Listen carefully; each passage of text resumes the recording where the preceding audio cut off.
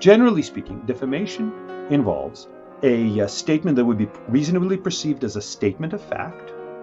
It is false. It is published, and it is said at least negligently with regard to the falsehood. Of course, famously for public officials and public figures, there has to be showing of so-called actual malice, which is recklessness or knowledge. But for private figures, generally speaking, there has to be a showing at least of negligence. So, again, we've talked about one thing. Would people reasonably perceive statements put out by GPT-4 as factual assertions? I think yes, especially when they're in quotes. Again, quotation marks are signals, important signals to human beings that say, in most contexts, not in all contexts, most contexts, this is actually drawn from some source. So that's why I'm particularly worried about that. I'm Alan Rozenshtein, Associate Professor of Law at the University of Minnesota and Senior Editor at Lawfare, and this is the Lawfare Podcast, April 26th, 2023. Today, we're bringing you an episode of Arbiters of Truth, our series on the information ecosystem. If someone lies about you, you can usually sue them for defamation. But what if that someone is ChatGPT? Already in Australia, the mayor of a town outside Melbourne has threatened to sue OpenAI because ChatGPT falsely named him a guilty party in a bribery scandal. Could that happen in America? Does our libel law allow that? What does it even mean for a large language model to act with malice? Does the First Amendment put any limits on the ability to hold these models and the companies that make them accountable for false statements? And what's the best way to deal with this problem? Private lawsuits or government regulation? To discuss these questions, I spoke with First Amendment expert Eugene Volokh, a professor of law at UCLA and the author of a draft paper entitled Large Libel Models. It's the Lawfare Podcast, April 26th. Eugene Volokh on AI libel. So let's dive right into this. I think it's safe to say that you have been the leading thinker on what you very entertainingly call large libel models, which is, of course, a pun on large language model, which is what we are talking about. Before we get into the legal issues, I just want to ask as a practical matter, how big of an actual issue do you think this is going to be in the sense of users intentionally or unintentionally using LLMs like ChatGPT or whatever else comes out to create and spread defamation that actually harms people, right? Putting aside the legal questions, because, after all, don't we all understand that these are sort of toys and they're not really supposed to be truthful and there are disclaimers. So, why should we really worry that this is actually going to harm anyone in the real world? Sure. So first, I think it's important to keep in mind that these LLMs are being worked into software that people routinely use, like Bing already has this built into it. Chat has GPT-4 built into it. Apparently, Google is planning on working its own LLM, which I think is called Bard, into its search engine. I think what we're going to be seeing soon is that where before people would Google you, now they'll GPT you or they'll Bard you. And when might they do that? Well, they're deciding, this person applied for a job. What can we figure out about him? Or this person, we're thinking of maybe hiring him as a consultant or as an expert witness. What about that? Or, this person asked me out on a date. Well, what can I figure out about him? So if indeed people start doing that as routinely as they use Google, Bing, I guess they don't use Bing at this point routinely, but Microsoft is hoping that that the new Bing will draw a lot of people. Then this is something that, if there is libelous information, false and reputation damaging information about people, it may affect them in their lives, even if the person who's using it doesn't then forward it. It's even worse if the person tweets out, oh, look at what I just learned about Eugene Volokh, let's say. But even if they don't, if they just say, I think I'd better move on to somebody else. Instead of hiring this lawyer, that is to say, just selecting this lawyer for my case, I'll go to somebody else who doesn't have all this negative stuff about them. Now, will people believe them? Will people trust them? And I think the answer is hard to know for sure, but I'm inclined on this to trust something not from ChatGPT, but from OpenAI. OpenAI has this 100-page technical report on GPT-4. And here's one thing it says. It's talking about so-called hallucinations. That's the label for when LLMs just make up stuff, including, by the way, remember, they make up quotes. It's not just that the prose is possibly unreliable. They say the Washington Post on this date said, and then give a quote, and the Washington Post never said that. Nobody ever said that. So these are called hallucinations. So here is what the technical report says. Hallucinations can become more dangerous as models become more truthful, as users build trust in the model when it provides truthful information in areas where they have some familiarity. I think that's the real danger. The danger isn't that these are completely unreliable. If they were completely unreliable, then yeah, nobody would rely on them. But what do we hear about them? Oh, GPT-4 performed at the 90th percentile of human test takers on the bar exam. It's not just a Ouija board. I've heard people give it analogies: Ouija board or a magic 8-ball or a bunch of monkeys typing on a bunch of typewriters. I don't think a bunch of monkeys typing on a bunch of typewriters would be at the 90th percentile of the bar exam. And they certainly wouldn't get $13 billion worth of investment from Microsoft. Everything we're hearing, quite understandably, about these programs is precisely how they're actually often remarkably accurate or remarkably reliable. And when that happens, even when they warn you, well, sometimes we're unreliable, people might end up relying on them. So I think it's a very fair point. And I just want to draw out one thing that you mentioned, because I think it's something that's actually we sort of forget about. Often when we think about the harms of defamation, we think about the harms of a lie, a sort of factual inaccuracy, right? Such and such did X when they in fact did Y. And those are in fact harmful potentially.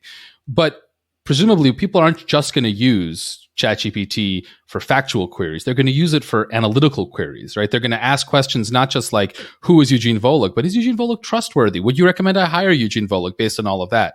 And so that does strike me as an additional level of potential harms that you're going to get from large language models that you wouldn't necessarily get from false responses in search engines, which, as you know, of course, are still a big problem. Well, so let me point to three things here. One is that if indeed somebody says, should I trust Eugene Volokh? And ChatGPT-4 says, no, I don't think so.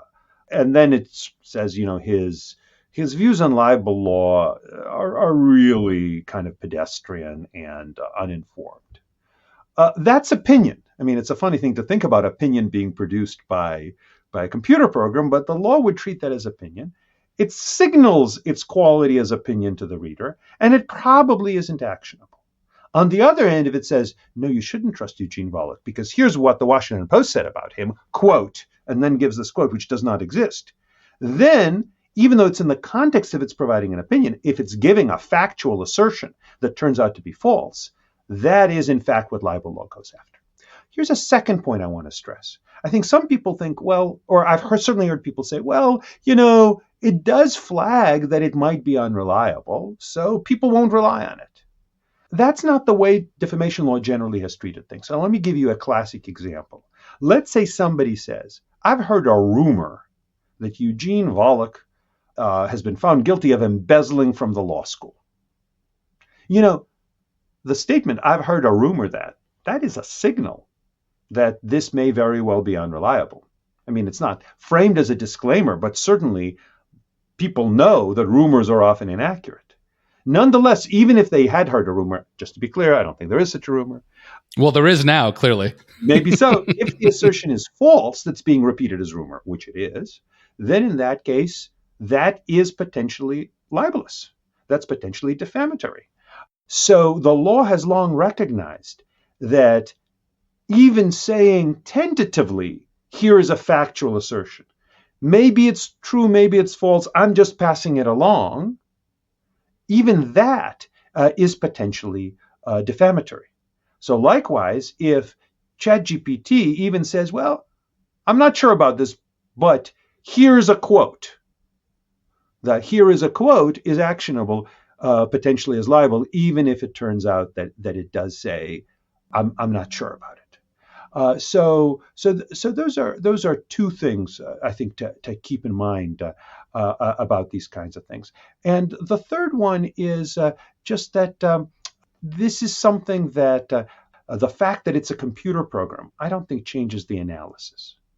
If I write a computer program, let's say for a newspaper that tries to find photographs of people who are being discussed in stories, and some crime blotter stories, and I write that program, and it turns out that 30% of the time it finds the wrong photograph.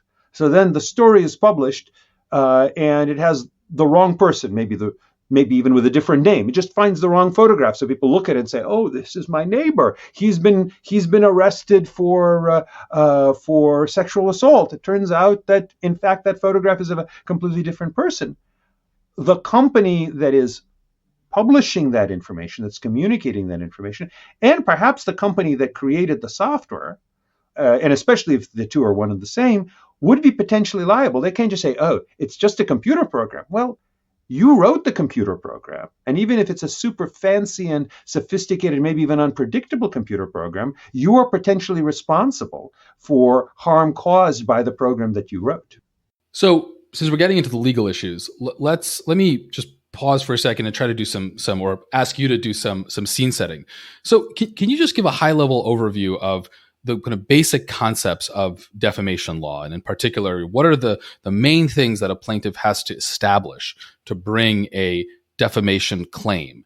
Some folks in the audience sort of may not know, and then map that to the LLM context. What I'm particularly interested in is, what part of that standard tort of defamation is the trickiest to apply in the LLM context? Right. So, generally speaking, defamation is, and I oversimplify here. If I didn't oversimplify, this would take a very long time because defamation law is very complicated. But generally speaking, defamation involves a statement that would be reasonably perceived as a statement of fact. It is false.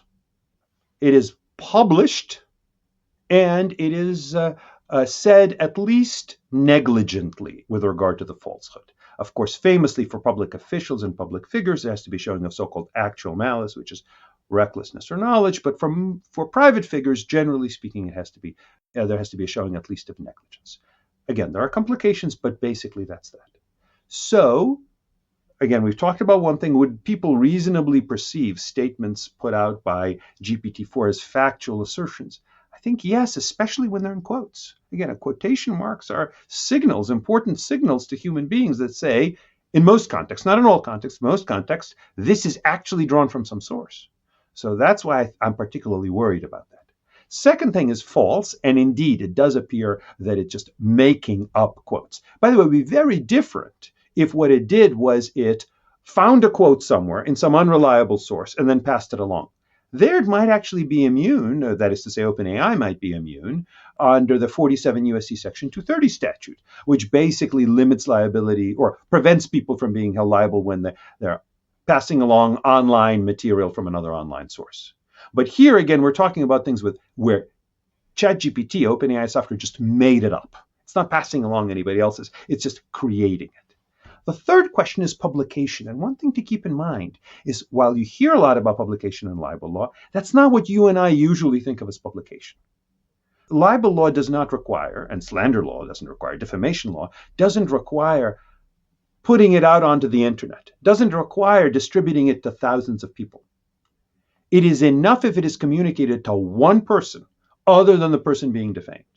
So a classic examples is a poison pen letter that says, "Oh, your fiance has been cheating on you." That could be defamation. Another classic example is a bad job reference. "Oh, we had to fire this person because he was stealing from the company," and that's false.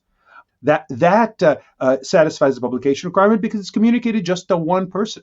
Likewise, whispering in someone's ear some rumor, that's not libel, it's slander because it's oral, but the publication requirement is satisfied. So that's why I think these requirements are likely present. Now, you might say, what about negligence? What does it mean to talk about negligence here? Like, is the software negligent? No, negligence is the quality of a person. And it could be also an organization based on the negligence of its people. So let's say, for example, you get hit by a self-driving car. Let's imagine some Tesla that is completely self-driving.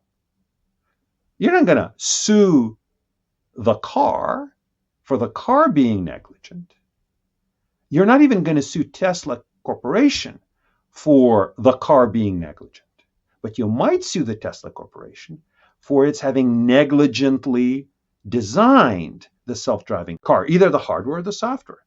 Likewise, in this example that I gave of, imagine some newspaper that has a photo retrieval service that comes up with a photo for a particular person who's the subject of the story, and it turns out that there is a bug that they were aware of, they just didn't fix, or they're using software that has a 40% error rate, whereas their competitors have software with a 5% error rate.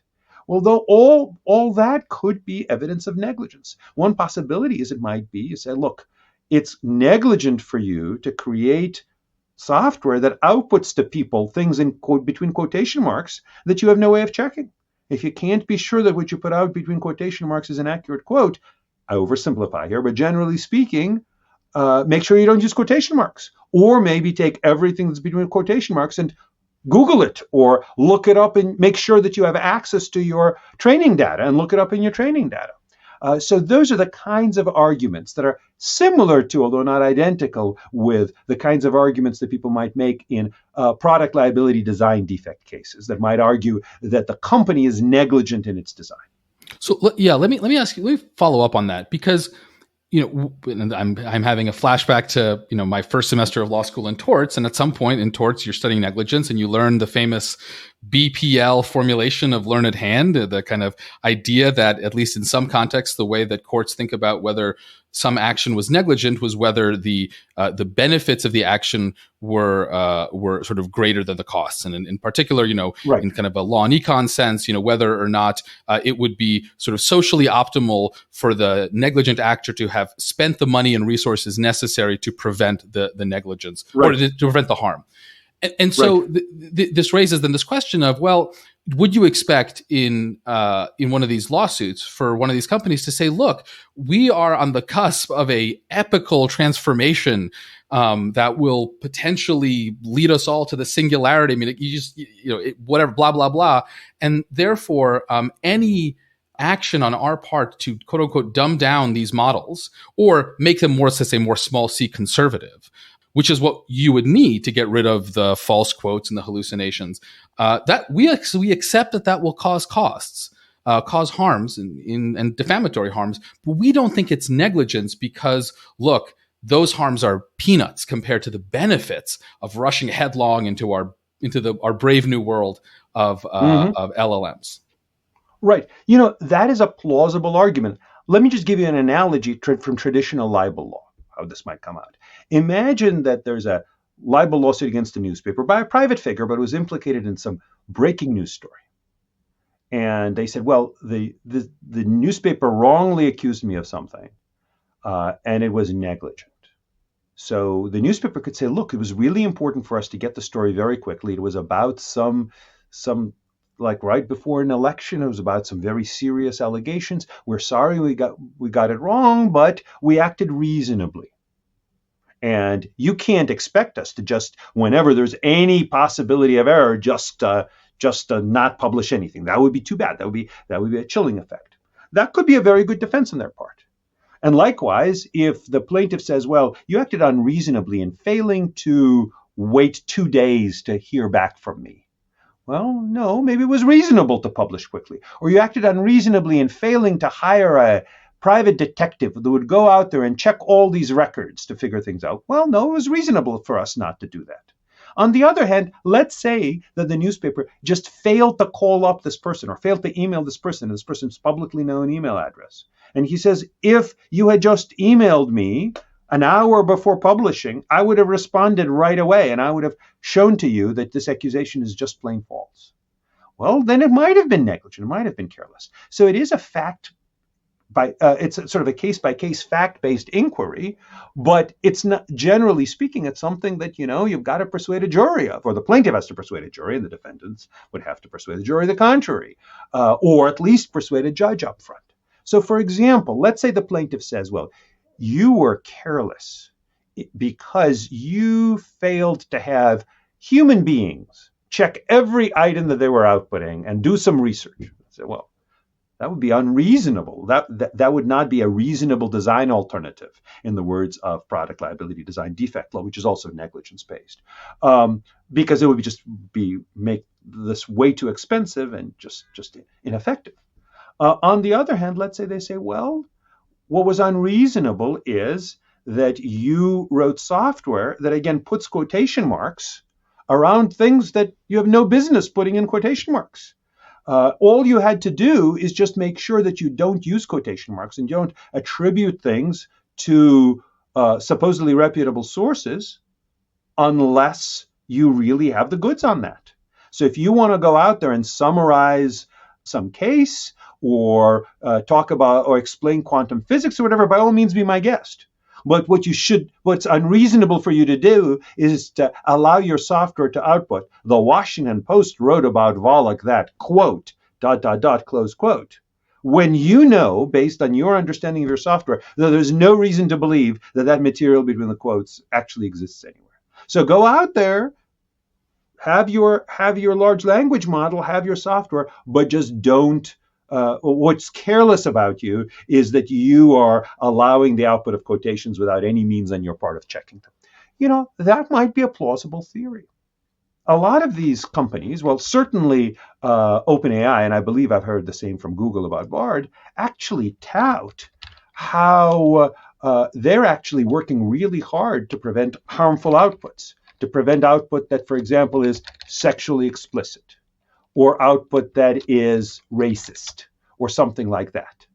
And even output, it's not like racist output is illegal.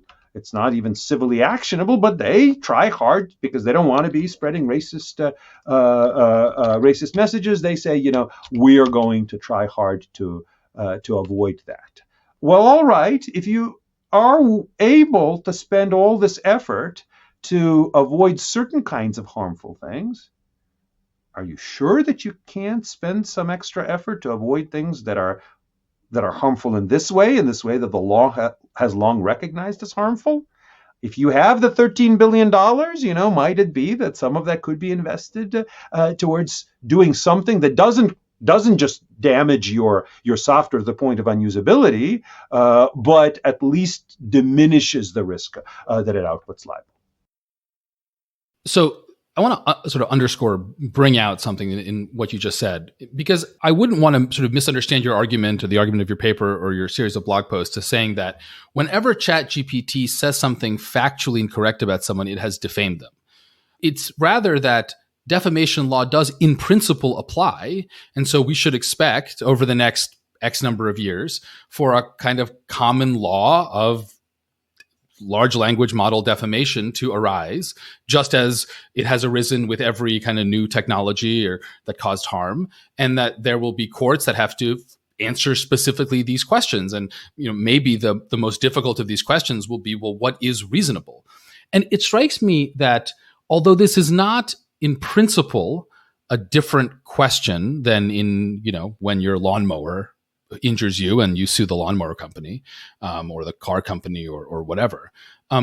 There are a couple of factors about large language models that's going to make this very, very difficult for courts to do. And I'm curious what you'd expect given that. One that occurs to me is what's sometimes called the sort of double exponential growth of the sophistication of these models. And we're seeing a technological development that is arguably faster than, I don't want to say any in history, but certainly it's up there in how quickly it's growing. When you plot the development of these models on a log scale, you still get an exponential curve, which is why it's called double exponential. And so there's a real difficulty in knowing what the state of the art even kind of is and what is and is not reasonable for these designers to do. And then the second tricky issue is that large language models seem sort of uniquely inscrutable among technologies. Like when you build a car, no matter how complicated the car is, it is fundamentally 1 million components, and you can figure out exactly what every single component does. You can, in principle, understand exactly what's going on. But the architecture of large language models is such that you can peer into the black box and there's nothing to look at. They're inscrutable, which is one of the things that's most controversial about them. So it's not even clear what it is, what lever you're even supposed to pull to avoid a harm and what the effect of that lever would be on something else. And so I'm trying to think about what the litigation, when Volokh sues OpenAI or, Rozenshtein sues Bard for this. What is a judge going to do to figure this out? It seems like it's going to be just a miserable process, even by the standards of civil litigation. Well, right. So I think people have talked a lot about the difficulties with our civil justice system dealing with technical questions. But of course, it's not new to AI, right? If there's a claim that some drug was negligently designed and has some sort of design defect in it, like it wasn't properly tested or they didn't take into account the certain risks of certain side effects, they didn't spot the side effects, resolving that requires a lot of medical training, which of course judges and jurors don't have. And then you have experts who testify, and who knows who's telling the truth. So these are very serious concerns. Likewise with self-driving cars. Was there a negligent design, or was this just some inevitable error that happens even with a reasonable design? Rightly or wrongly, we have a legal system that generally allows, or in fact requires, judges and juries to try to resolve those questions with the help, however imperfect, of experts. And the alternative being either leave it in, essentially say, well, if you're doing technological stuff, you're off the hook. Doesn't matter what harm it causes. We just can't figure out if you're acting reasonably, so we'll just leave you unpunished, or leave the people you've injured, more of the point, uncompensated. Or the alternative might be to have, well, let's just make sure we have technically knowledgeable regulators. So just have a federal AI agency that regulates all this in real time. It's possible, but of course that has its own problems. And again, that's not the way we've generally chosen to do most such things. At least so far, there is no such agency. So then that deals with this question of what are we really expecting these companies to do, given that indeed these large language models are, as best I can tell, often, they do stuff and you look at the output and it's really quite remarkably grammatical. It's often quite reliable, at least to a substantial degree, but how exactly it's doing that, you don't really know for sure. It's not like you hand coded it. It's like you trained it on all of this data. So I think that's a very serious concern. I think there are a couple of answers. One is this too is not a new model. The law has long had to deal with situations where people are held responsible for behavior that's not entirely within their control. So one classic example, and I owe these analogies to Jane Bambauer, is with animals, right? Let's say you're a rancher and you've got cattle, and the cattle wanders off and tramples somebody else's land. Well, you could say, how was I to know that the cattle would do that? They've got minds of their own. Or you have a dog and the dog bites someone. Say, I don't know. Well, I think there are a couple of answers. One is you might be kind of responsible for training your dog well. I mean, maybe not training it perfectly. We know that that training of dogs is not an exact science, but we know that there's things you could do. You also could put up fences, right? So you may be responsible to put up a fence that keep your cattle from wandering. And by the way, the legal rules may be different in different jurisdictions, but these are the kinds of things that you could say. You are negligent in not putting up a fence, or you are negligent in not chaining up your dog, or you are negligent in letting your dog run loose. So the answer is you might be responsible for something which you cannot control the way you can control a mechanical entity. But beyond that, one thing I think to keep in mind is there are some possible safety features that could be built in that don't require re-engineering this mysterious large language model. So some of them might be what you might think of as post-processing or filtering.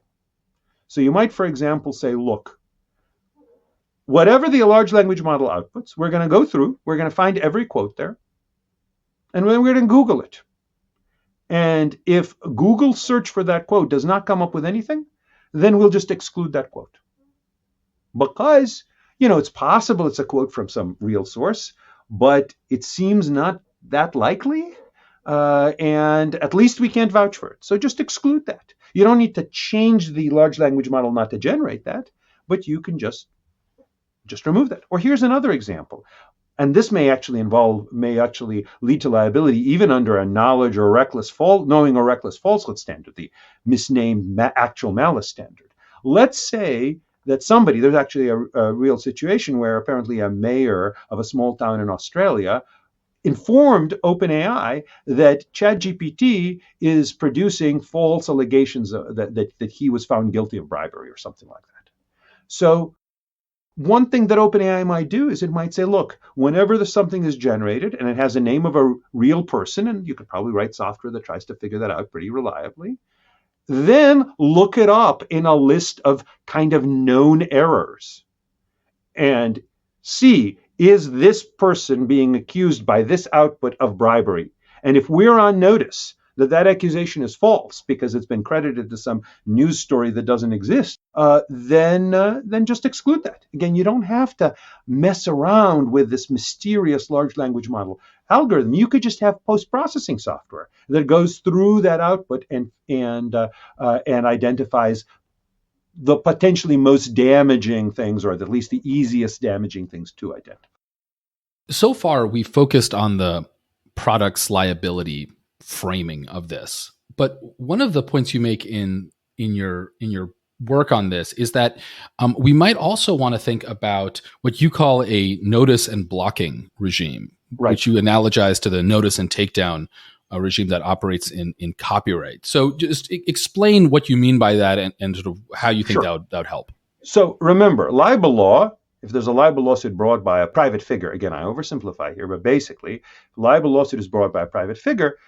That private figure has to show not just false factual assertions, but also negligence.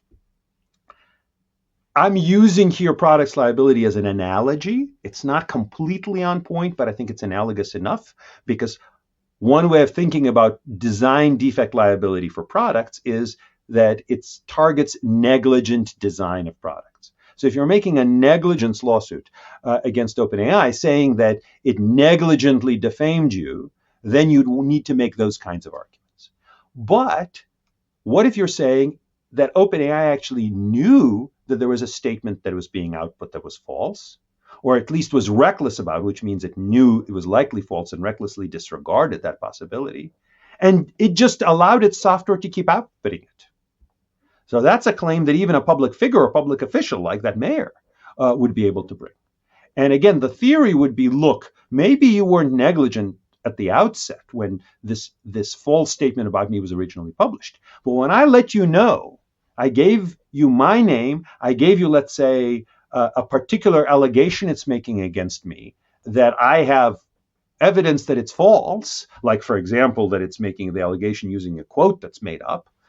Once you're on notice, then you have to stop redistributing that. And if that means writing some code that, again, kind of does post-processing, and whenever there is something said about a particular person, looks it up in this table of known falsehoods and then removes it, that's what you need to be doing. Otherwise, you are acting with reckless disregard of falsehood. Here's one way of thinking about it. Imagine you're running a newspaper and you write a false story about me.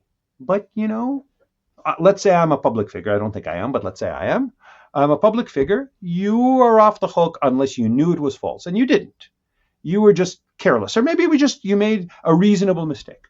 But then I send you information that proves to you that allegation about me is false. And yet your reporters keep writing about this. Like, the next time this issue comes up, they say, oh yeah, Volokh is guilty of this and that, even though you have been informed that statement is false. At that point, once you make that assertion again, well, then in that case, you are acting with knowledge or recklessness as to falsehood. Again, I oversimplify, but basically, I think that's so.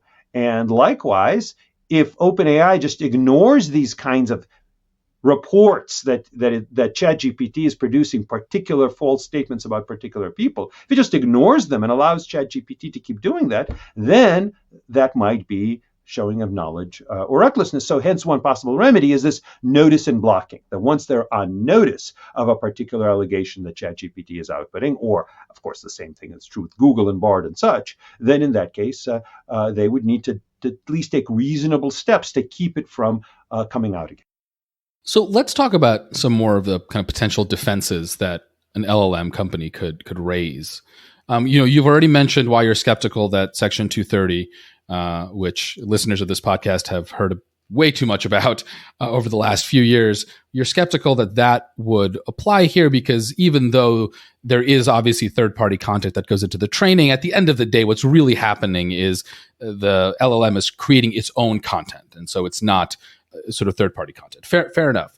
But I'm also curious whether you think the First Amendment might have a limiting role. Because, of course, the First Amendment has very famously limited the scope of defamation and other kinds of liability, right? New York Times versus Sullivan, the famous case, or Smith versus California, which distinguished between liability for publishers and distributors and bookstores and that sort of thing. It seems like one could make an argument, and maybe here I'm just sort of restating my earlier point about what negligence in this context means, given the incredible generative potential of these models. I mean, one might say, look, these models are going to allow people to communicate, to express their thoughts, to hear new thoughts, even if those new thoughts come from a machine. And that has such incredible First Amendment value that as a First Amendment matter, we should have a different, weaker defamation liability regime for LLMs, because again, what we don't want to do is incentivize so much post-processing or whatever it is that it would take that you effectively dumb down, even if in a sense you're making more accurate, these large language models. Well, so I appreciate that argument. One can certainly make this argument. A version of this argument had been made about another really important technology, which is newspapers, right? New York Times v. Sullivan, the holding of New York Times v. Sullivan that we know, is actually just a view of 6 justices in the majority. 3 justices, Black, Douglas, and Goldberg, would have gone further, at least as to speech on matters of public concern. They would have completely immunized newspapers altogether. And specifically newspapers. Or other speakers, and say at least anybody who is using mass communication. Although they might have also applied it to oral communication as well. But their view was that there's such an unacceptable chilling effect, even from the actual malice standard. That is to say, from the standard that requires a showing of knowledge and recklessness, even that would still leave too much of a chilling effect. So the only way to avoid the chilling effect is just to completely abolish libel law, at least as to speech on matters of public concern. Likewise, a decade later in Gertz v. Robert Welch, Justice Brennan argued that, at the very least, this actual malice, knowledge or recklessness standard should apply to all speech about anybody and not just about public figures. He would have extended it to private figures. But the court didn't agree. The court said, look, it's important to avoid chilling effects. And we're perfectly willing to impose substantial limitations on libel law to diminish the chilling effect of the law on vigorous reporting. But it's also important to provide some protection for individual reputation. So the way we reconcile the two is we say for public figures, they have to show knowing or reckless falsehood. And for private figures, they have to show at least negligence against that. I oversimplify, but basically that. So I'm just trying to apply that same pattern to LLMs. Now, you could say, no, LLMs are so valuable, even more valuable than newspaper reporting, that we need to provide them even more protection, and therefore, conversely, provide people who are defamed by them even less protection. You could say that. I'm just not sure why we should provide this extraordinary protection to LLMs when we don't provide it to newspapers, we don't provide it to self-driving cars, we generally don't provide it to a lot of things. So I'm inclined to doubt that courts would or should just say, well, LLMs are so wonderful, so nifty and novel and important that we're going to carve out special protection. Now, by the way, there is an area of special protection under libel law, which provides actually categorical protection, and that's Section 230, back to Section 230, that it does indeed say that social media companies and other online providers are absolutely immune from libel liability. You should sue the speaker and not the entity that hosts it. All right, but that was a judgment made by Congress. That was a judgment made by Congress, and Congress is entitled to it. If it wants to provide the Large Language Model Immunity Act of 2023, it can do that. But it's not something that courts generally just make up on their own by and large.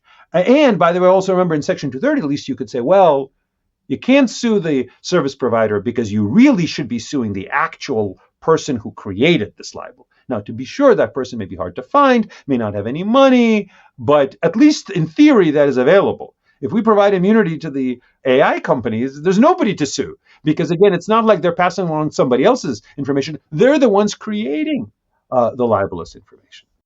Yeah, so I think again the 230 example is so interesting, and as you know, we've talked about this in other contexts. There's a vigorous debate, shall we say, about what it was that Congress thought it was doing when it passed 230, and whether the judicial interpretations that read 230 quite expansively were accurate. And what I think is sort of maybe interesting, and I think does ultimately support your point, is even if you think that 230 was meant to be quite a bit narrower than the judges in 1997 and onwards interpreted, it does seem that the sort of cultural and sociological context that we are in 2023 is quite different. And one would not expect judges to have the same sort of very optimistic view of what a untrammeled LLM regime would bring to society that perhaps they thought about the internet in 1997, given what's going on. So I do take your point, and I am broadly convinced by your at least descriptive analysis that as the law progresses in this space, we shouldn't expect courts to bend over backwards, whether through 230 or through First Amendment arguments to protect LLMs. Right. And remember, at the Supreme Court right now, the debate, it hasn't really fully gelled into a specific case in which this issue would be decided, but a debate among justices in separate opinions has been about whether to cut back on libel law protection, protection against libel law offered by New York Times v. Sullivan, whether to limit First Amendment protection for publishers in that kind of situation, not completely eliminate it perhaps, but say maybe public figures shouldn't have their reputational rights impaired the same way. So maybe apply New York Times v. Sullivan standard only to lawsuits by public officials, or maybe require showing of negligence that's sufficient rather than knowing or reckless falsehood. That's the debate. I'm not seeing anybody on the court saying, oh, no. We should provide even broader protection against libel lawsuits. We should provide protection even when the speech is negligent and it's about a private figure, or knowingly or recklessly false about a public figure. It doesn't seem likely to me, of course, who knows, but it doesn't seem likely to me that the justices or likely lower court judges are going to be embracing at this point unprecedentedly broad readings of First Amendment law, readings that go beyond even the broad readings in cases like New York Times v. Sullivan, at least when it comes to libel. So we focus on courts for most of this discussion, and that's appropriate given that that's where most of sort of defamation law lives. But there are two other branches of government, and we've mentioned in passing that Congress could change libel laws that apply to LLMs and provide more protection or less protection. And then, of course, we could have regulatory agencies, as you mentioned, I think somewhat dismissively, and I do want to kind of push a little bit on that, create some substantive standards that might displace or supplement what courts do. And I'm sort of curious whether you think that that's sort of likely, whether it could be effective, and if so, what they should do. And in particular, with respect to the idea of regulation, I mean, I'm with you that has its disadvantages, but it does seem to be how we've chosen to deal with, high risk, high reward technologies, right? I mean, if an airplane crashes, you can sue the airline, but the primary reason airplanes are safe is, I'm not sure that. I think it's because the FAA is pretty robust in not allowing unsafe airplanes to fly. So why not have a department of AI? I'm not in principle against having regulatory agencies deal with that. It may be, that they obviously famously have various problems. It's just that maybe they're the least bad of all the alternatives. Or maybe what we need a mix of regulatory regimes. We need some categorical rules set forth by statute, but maybe relatively few because it's hard to define things by statute precisely enough. It's better to have an expert agency that can move a little bit more quickly than a legislature. And also on top of that, have the possibility of tort liability, which is present with regard to air crashes. It's present with regard to car crashes, pharmaceuticals, and other things that are still regulated. The thing is, there is no such agency. There can't be such an agency without congressional action. At least there can't be a federal agency without congressional action. So, it may be that even in a sharply split Congress, there could be bipartisan support for this. I just don't see really any evidence of it happening so far. So at this point, I think that's just quite hypothetical. Now, lawsuits are also hypothetical. None, to my knowledge, have been filed, but at least the courts are there, currently sitting, applying currently existing law to do this. Also, my understanding is that even when they're created, expert agencies tend to move relatively slowly.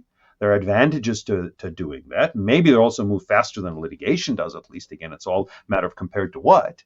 But they do move comparatively slowly. And as you point out, this is an area which is moving very, very quickly. So another question might be, what about state agencies? Now, we don't think of states as proper bodies to regulate technology that's provided through the internet. And there are actually arguments that they're constitutionally precluded by the Dormant Commerce Clause from doing that.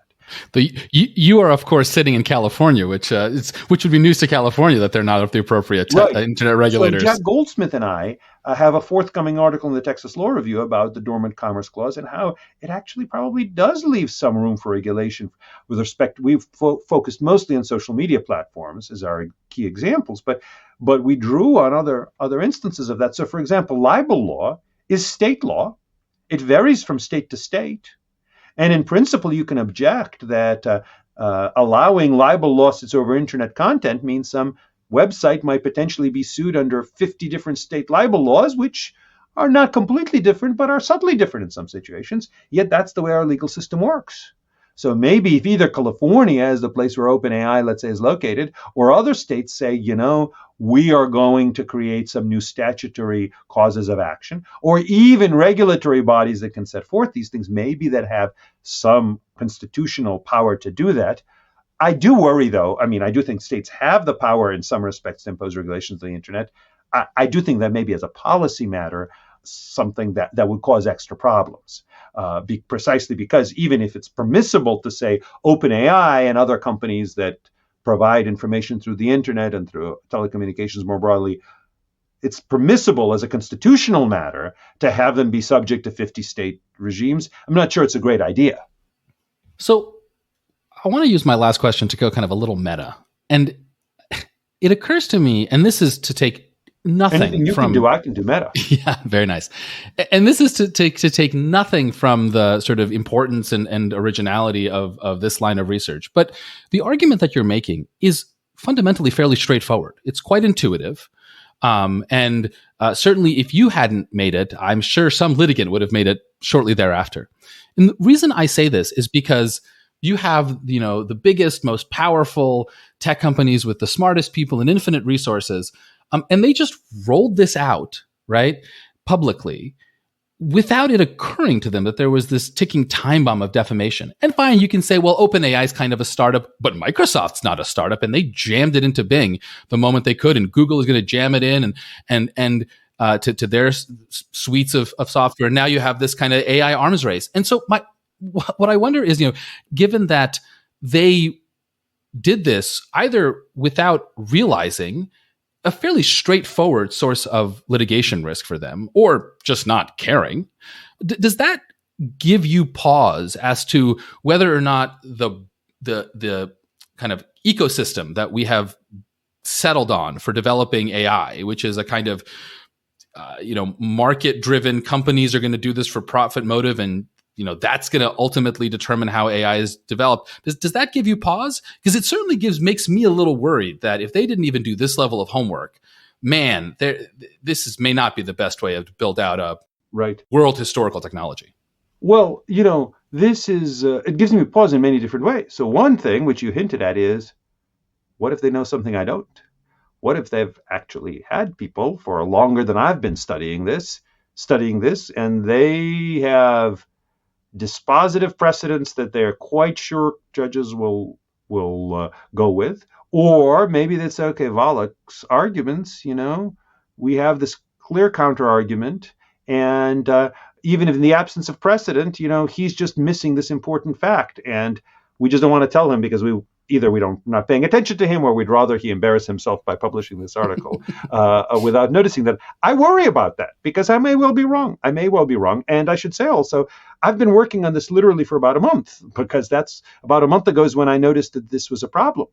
There's good reason to not publish articles you've been working on only for a month. In this case, I plan on publishing it about a month from now because I figure I'll get enough feedback, and it's just really important, given the speed of all these things, to get it out there. But I may very well be wrong. There's no doubt that is certainly possible. Another possibility is they say, okay, sure, there's some risk. And what will happen is maybe we'll get sued. And if we get sued, so we'll have to pay out. Maybe some hundreds of thousands of dollars. Libel verdicts sometimes they're huge, but often they're not. Maybe even millions of dollars. That's okay. We have billions of dollars. And it's true, a lot of people could sue us, but there are all sorts of reasons they don't want to sue. They might not want to sue. So maybe they've figured it out, and maybe on balance they say it's a worthwhile risk. And that might be a reasonable decision, right? Car manufacturers created cars. I think on balance, cars are a great invention. Airplanes are a great invention.